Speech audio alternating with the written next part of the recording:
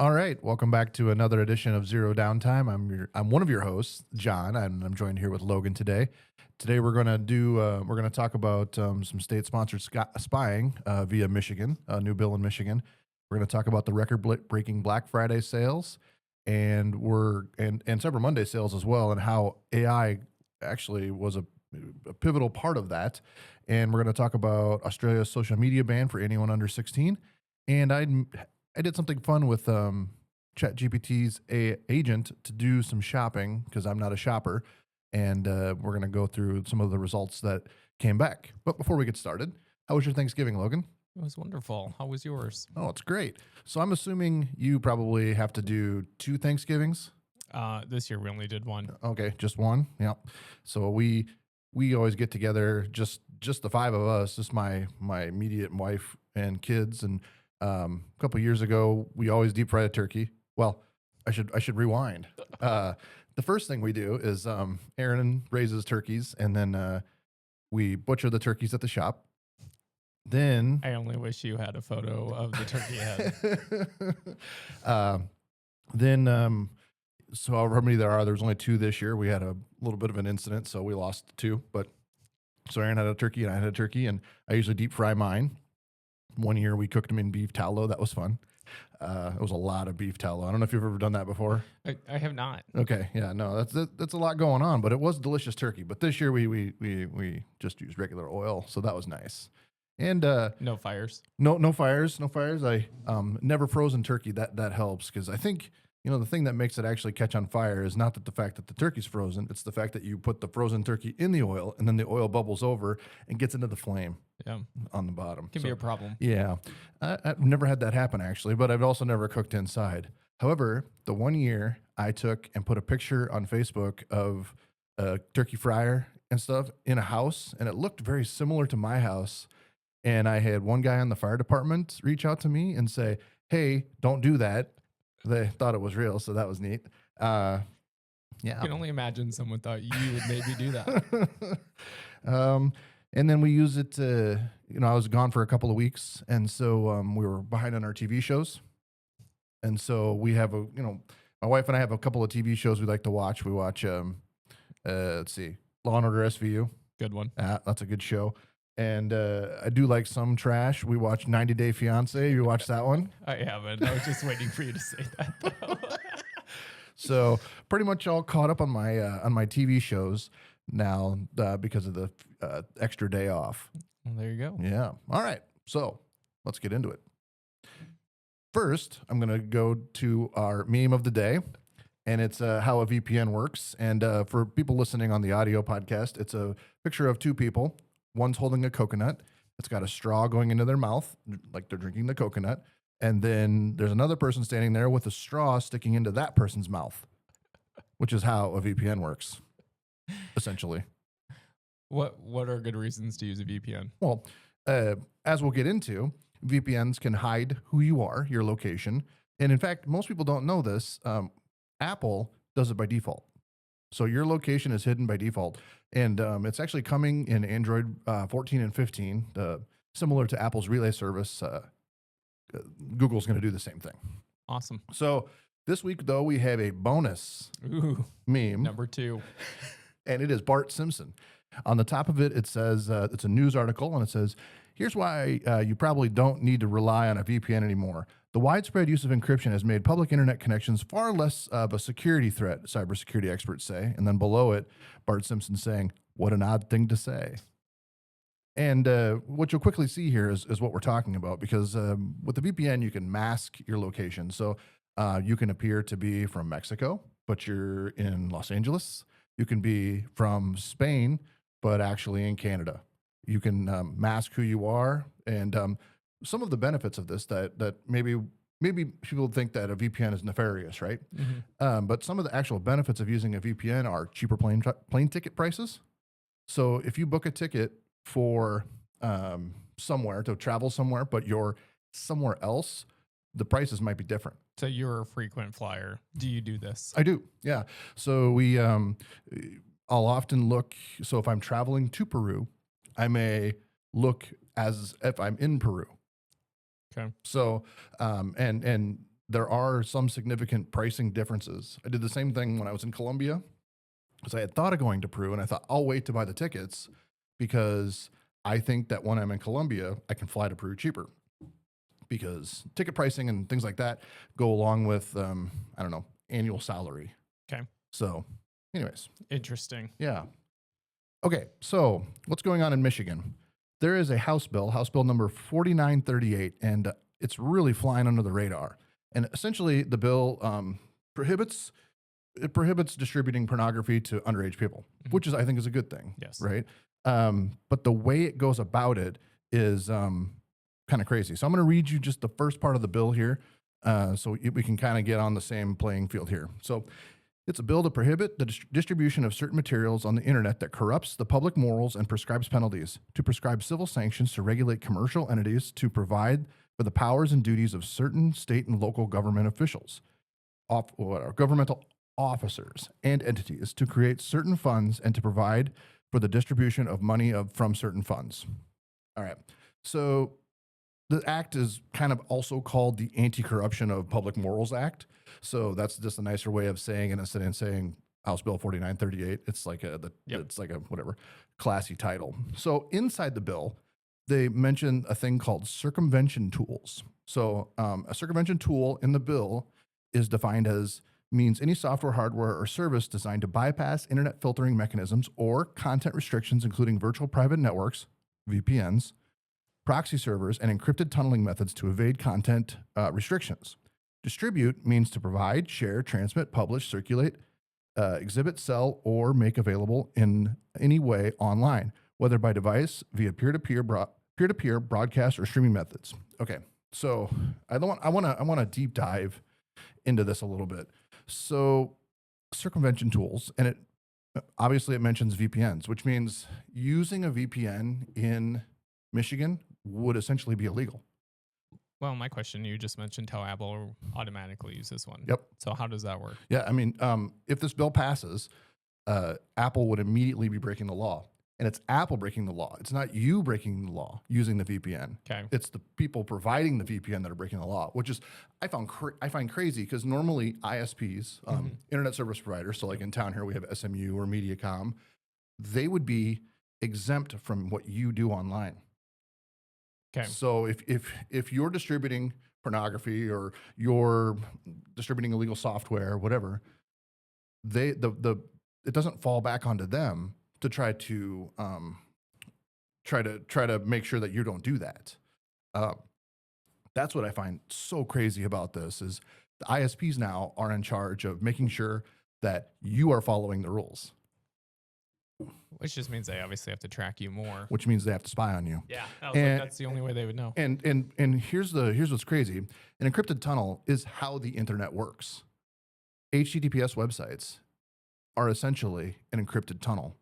So what you have is you have a public-private key that you shared, and then you share what's called an asymmetric key between the two. So you have, and I'm really simplifying this, but you have your private key, you have a public key, you share those public keys together, and then between the two, you can kind of come up with a secret password, and that's how you can distribute the rest of the encrypted traffic. That's a tunnel. We host websites. Yeah. Could they come back on the hosting provider? But yes, absolutely, 100%. It's the hosting provider's job to police their own content or police the content of the people. And here's the thing is when you sell your websites, you allow people to update the content of the website. Yeah. I mean, anytime. Now, like me as a network administrator, I use SSH a lot. And an SSH is a normal like tunneling service that lets me get in and administer servers. Illegal. If this law passes, they would be illegal because they're encrypted tunnels, and they have to be policed. I can understand where they're coming from for certain parts of it, but then it just seems like you're really opening yourself up for just security vulnerabilities. Well, and I want to take this a little bit, I want to just kind of sidetrack this a little bit. Obviously, you say we do websites. Yeah. And so you're familiar with what the UK did. Yes. The GDPR stuff. And essentially, in my opinion, well, and probably not just in my opinion, in a lot of people's opinions, they broke the internet. And if you don't know what that is, when you go to the websites and it has this huge banner pop up at the bottom and it says, uh, yeah, we want to make sure you can accept cookies and all this Yeah. other stuff. I mean, When and you have to click allow cookies. it's every single time you go.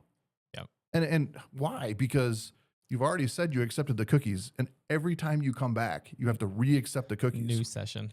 Now, luckily, after 15 years, they're finally getting rid of that requirement. I don't know if you knew that. I hadn't heard that yet. Yes, so that's finally going away. Well, it probably didn't do much for anyone other than it just gave them the knowledge that they would be tracking what you're doing. If I told you that my site uses cookies, you have no idea. Well, you do, but a lot of people have no idea what that even means. No, Like, it's so stupid. any site you go on is tracking you back to wherever you're going. And even if next. they're not using cookies, Yes. I was just gonna say, they don't even have to play. they the don't, cookie to even do use that. cookies anymore. Have you ever wondered when you go to a site, it can identify you because it identifies you by things like screen size, location, IP address. Yep. It's crazy. So my point with the GDPR, anytime the government gets involved, things go sideways. Like, they don't understand. It's the same reason that if you got to go to the doctor and get an MRI, it's a 2-week wait. But if you want to go and get your eyes fixed, get LASIK surgery, it's $1,500, right? Yep. Because when the government gets involved and the government's trying to make the MRI cheaper, what they've done is they made it more expensive and harder to get. So the government needs to stay out of internet access, especially things they don't understand, because getting rid of tunnels, getting rid of encryption is just opening the door to bad guys, and Yeah. and of course spying. I was just like, it's a two-way street for when you open all that all up. What I found actually a little bit interesting on that bill was that they could criminalize even written stories. Yep, correct. So because that can, in your mind, it messes up the morality of your mind. The law is so broad that I don't see how it passes First Amendment muster at the Supreme Court. And there's no way this won't get challenged by the Supreme Court. No way. I don't know how you could go on the whole written story. Like, it's very broad. Mm-hmm. Well, I was reading this morning, and I didn't have time to update my presentation, that there's actually a bill in front of, or I think it's in committee right now at the federal government level. So obviously there's other states that have ID laws. I think Utah's one. And basically, you have to prove that you're 18 years old.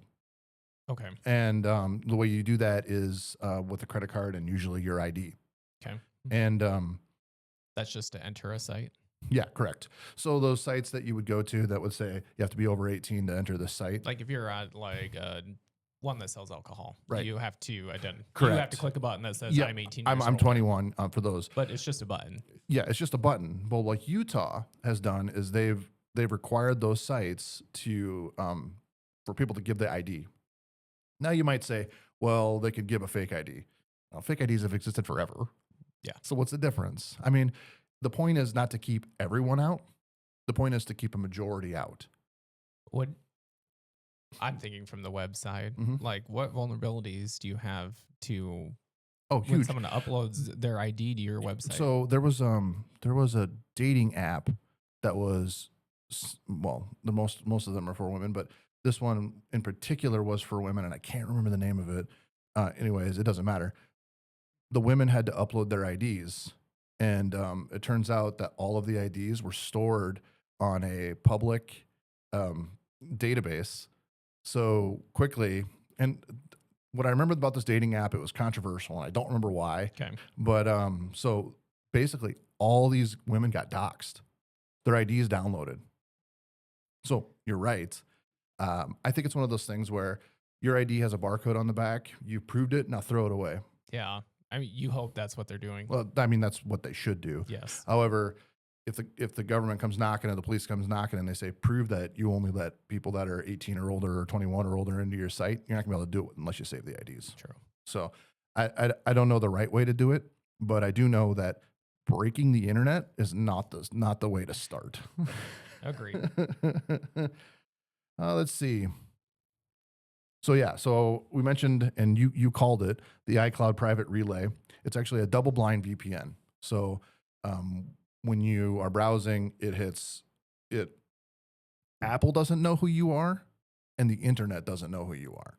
So and it's a really cool technology that's just included. Because when that all came out, it really affected everyone's website stats. Of course. Because it could no longer know as much information about you. If you're not using cookies, Yes. and you're using screen sizes and things like that, I mean, you wouldn't know. Yeah. It did drastically flipped people's website metrics because it did not give you as much detail as you once had at your fingertips. Well, and with things like Tor, I don't know if you're familiar with Tor. Tor is it's the Onion router. It's called. It's a way to browse the internet. Oh, a lot of people will call it the dark web. Okay, it's a way to browse, and a lot of times they'll disable cookies. They'll disable JavaScript. They'll disable cookies. They'll disable anything, and they'll even tell you like, don't make your screen full size or make your screen full size. I can't remember. I think it's make your screen full size because then you kind of fit into everyone else's mold. Okay. So if you're running at 1024 by 768 and you full screen it, you're going to be in the same world where everybody else is running 1024 by 768. But if you drag the window smaller, Yeah. then you're going to be more identifiable. Now, I don't know if anybody knew this. Another sidetrack here. The Tor was actually created by the Navy. I did not know that. Yeah, so it was created by the Navy to allow spies to securely, where there's a network that's not secure, like you're in a country that doesn't support encryption. Yep. You could send spy reports, I don't know, back to headquarters, but you can do it inside a country that doesn't support encryption. So the dark web was actually created by the Navy. There you go.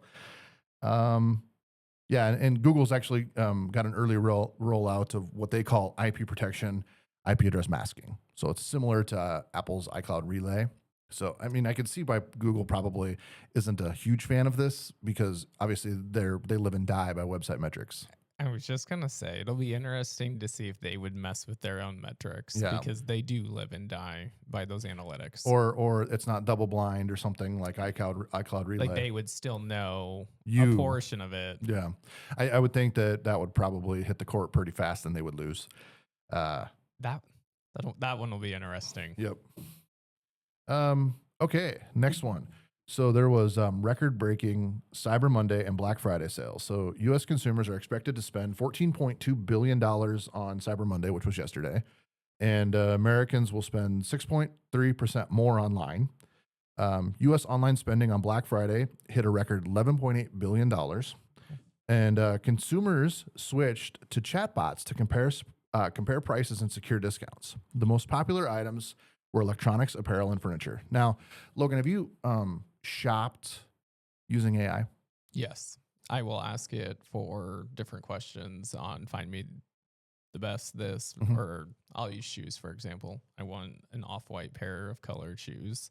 It said the brands I liked, and it shot me back a few options, and yeah, I bought one. Yeah, right. I mean, the thing that I've been hearing lately is that ChatGPT, Sam Altman, has been talking about adding inline ads to ChatGPT, I'm just waiting for those. Which I think will happen, but I think they're really missing the golden opportunity with shopping inside the AI engine, and people are using it. I think the reason people spent more this year than they have other years is because they felt like they were getting a discount.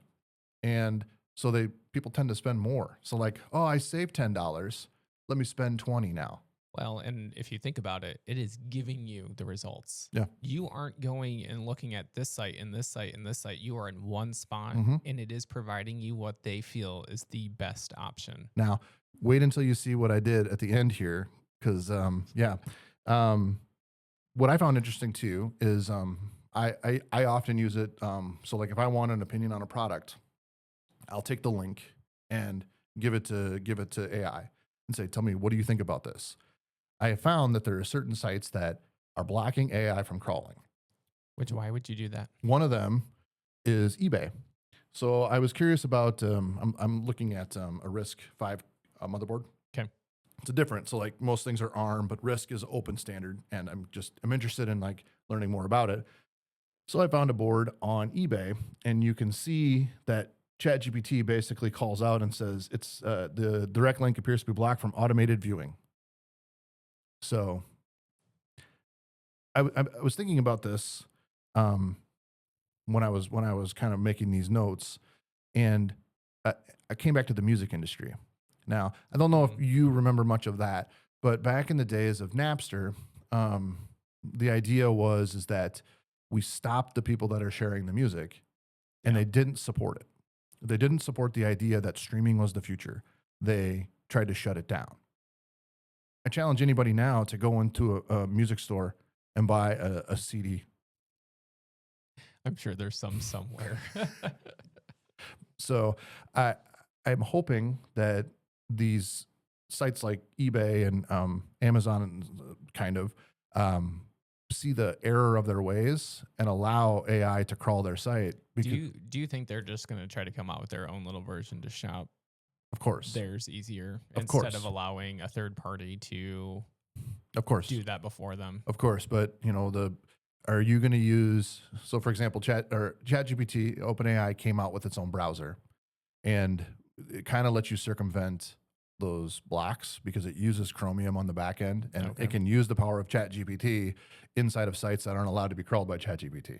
Okay. Um, but are you going to want? I mean, how many AI engines are you going to want to use in the end of the day? That that's where I always think that Google will win in the end, but we'll see. Because well, so many people are just used to going to Google. And we'll talk to one of these episodes. We'll talk about Google's anti gravity and how I think it's going to change the way people code. I've been using it for about a week or two. I think it just came out, so it's amazing. And Gemini 3.5, I think it's 3.5 now, is amazing. Like it's incredible compared to what it used to be. Gemini's AI couldn't even write Flutter, which is Google's own language. Back in the old days, back in the old days, 6 months ago. Yeah, back in the old days. I was also thinking about. I'll get to that in a minute. All right, I got one more thing about the blocking of sites. Australia is going to pass on or passed already on the 10th of December. Anyone under 16 is banned from using social media. Social media includes Facebook, Instagram, TikTok, Snapchat, X, YouTube, Reddit, Twitch, and others. I was just going to ask if it included YouTube or not. Wow. I mean, wow. So, and here's the thing is the platforms have to take reasonable steps to block it. So, YouTube, Google has to block 16 and unders. So Instagram, was it this year or last year, came out with that like kid edition? Oh, sure. I'm curious how they feel about. I mean, that would pretty much just ban Puts a nail in the coffin. in that Yeah. whole concept. Yeah, and as far as I can tell, there's no exceptions. And if they're found guilty of allowing 16 and unders, it's a $32 million fine. I mean, that's huge. But how are they going to police people just choosing the wrong birthday? Or using a VPN to another country. Right? Yeah. I mean, you could go to a less restrictive country. I'm going to let out a little secret here. If you want to get rid of YouTube ads for free, you know about this? No. Connect your VPN to Albania.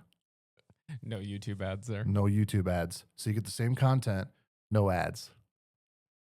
So The more you know. now you know. But anyways, I don't know much about Australia. I don't know about their laws. But this one to me is crazy. Taking away YouTube is the amount of helpful videos. I know there's a lot of garbage on YouTube too. I mean, look at this.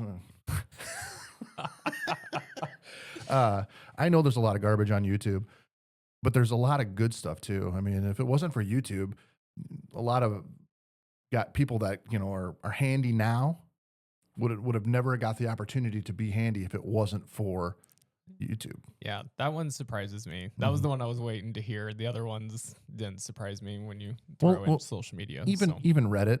Yeah, there's a lot of parts that are gross on Reddit, but there's a lot of helpful stuff too. I mean, even setting up our small studio here, I use Reddit, their streaming or their OBS forum.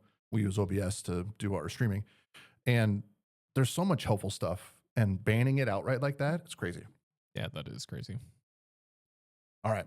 So I had an idea. I am not a Christmas shopper. Logan, you a Christmas shopper? I like to Christmas shop. Yeah, I do not. In fact, I pretty much don't. I was like, I would like to know if you ever have. So I was curious. So ChatGPT Pro, you're a Pro subscriber? Okay. ChatGPT Pro has something called Agent.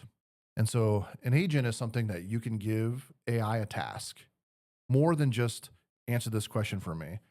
You can tell it, go out and search. So what I asked ChatGPT to do was go out and find 5 fun gifts for under $25. And then I was going to walk away. And then I walked away. Yep. And enough where I did come back and take some pictures.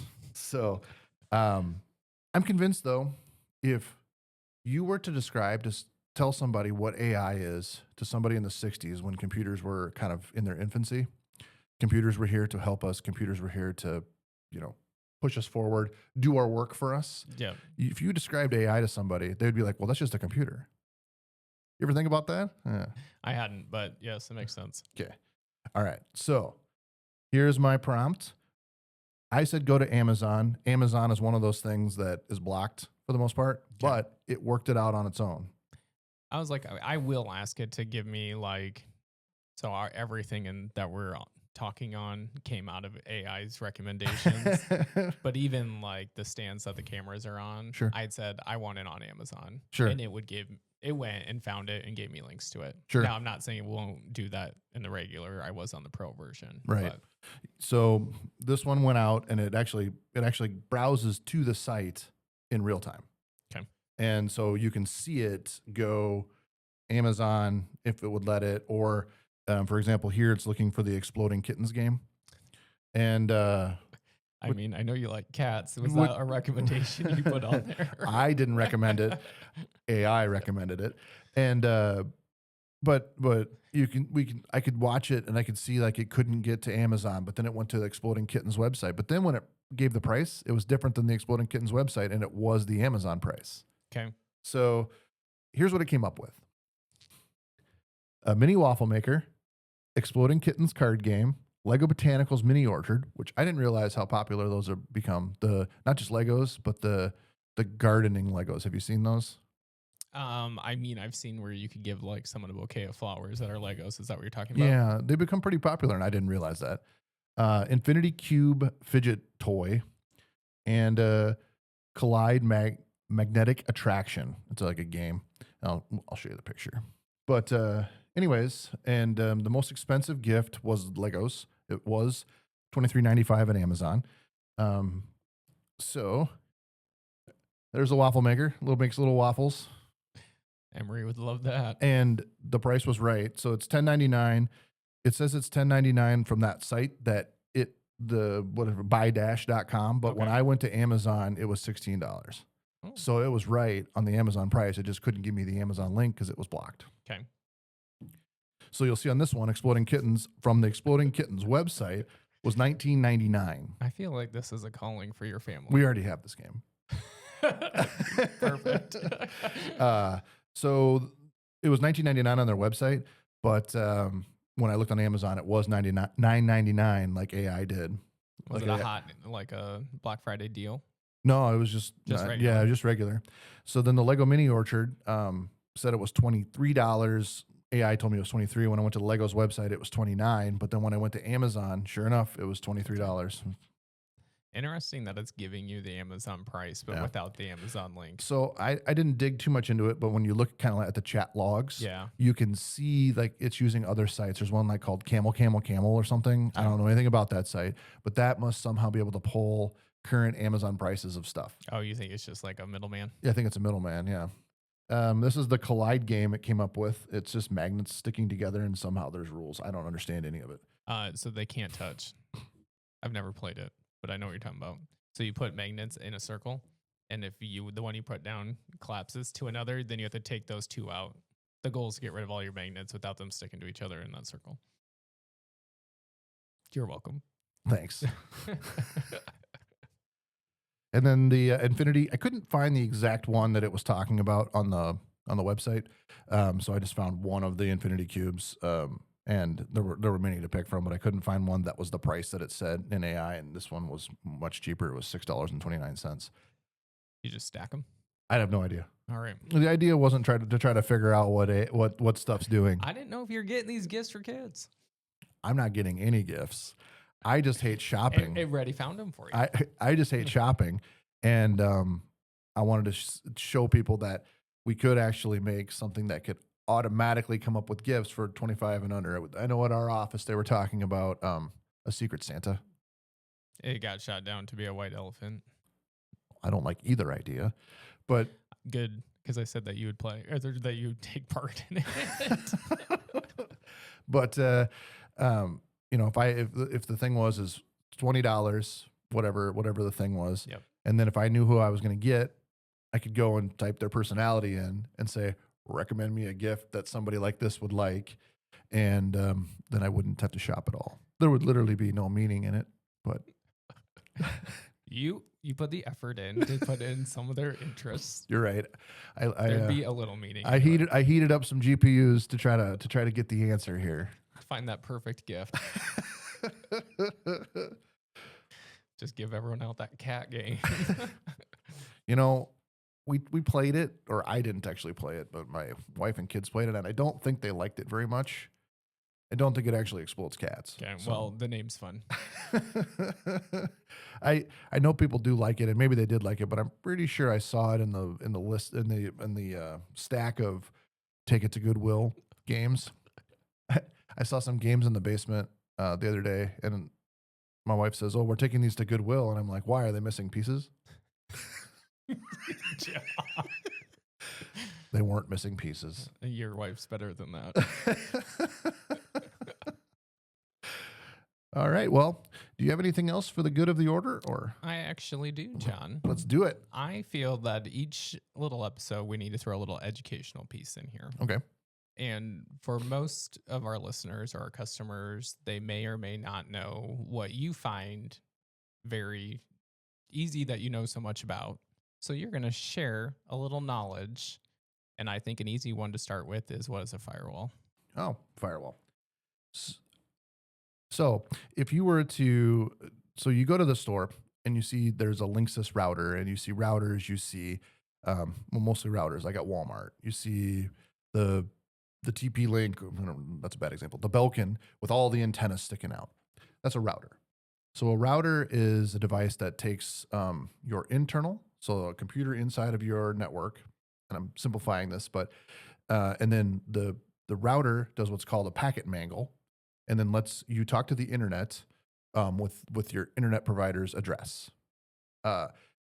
But it's doing no filtering of the traffic. So it's taking anything that you want to do from your computer and sending it to the internet, which is fine. In most scenarios, a router works great. It allows you to surf the internet. It's cheap, usually comes with wireless, whatever. But what's a firewall? A firewall essentially does the exact same thing, except it adds in a layer of threat protection. So say your computer is trying to connect to some bad site on the internet, so some site in Russia, and it's going to try to send information. So you've got malware on your computer, and you don't know it. You know, you could have the best antivirus in the world, and you could still have malware on your computer. And it's trying to communicate to Russia, send all of your data, maybe log into your bank account, right? Like you log into your bank account, and then it's going to push the transfer button and transfer it all away. The firewall, if configured correctly, will actually block that by default. So where a normal like store router will send everything to the internet, a firewall will block it. Most firewalls also come with a VPN. So say you've got an office and you do your books at the office, but you have a gal that works away from the office, but she has to do the books too. It lets that person connect back to the office to do the books. And what we can do is we can write rules that are really specific that say, this person can connect only to this computer, and and it has to have a username and a password and a token, some kind of 2FA. So what a firewall adds for you is a layer of protection to your network, and especially in a business network where you're transacting in credit cards or you're transacting in ACHs, anything like that. I would always recommend a firewall over a router. So that would just lead into my last question for you. Do home users need a firewall? I know that you would probably say almost every single business should have one. Yeah. Um, So how do you feel on those? yeah, so home user. So if you are someone who works from home, someone who say has a VoIP phone. So if you work at an office and you have a VoIP phone, you're going to want to be able to give priority to your VoIP traffic, so that way your phone calls don't sound terrible. A firewall will let you do that. A regular router won't. It's going to kind of take all the packets, put them together, and chuck them to the internet. Once it gets past your firewall, you don't have control of the QoS, but in your own network, you do. And so you can label certain packets as higher priority, and that's a firewall helps you do that. But as far as a normal, like, I just want to game, I want to, surf the internet, do whatever, do my banking, most day-to-day thing, I wouldn't recommend a firewall. It's kind of a hassle. But in a business, it's a good thing. Perfect. Thank you, John. Wow, you really sprung it on me. Yeah. Like it was a question you wouldn't be able to answer. All right. That's all I got. All right. Well, I hope everybody has a good day and a good rest of the week. And yeah, I guess we'll catch you the next time.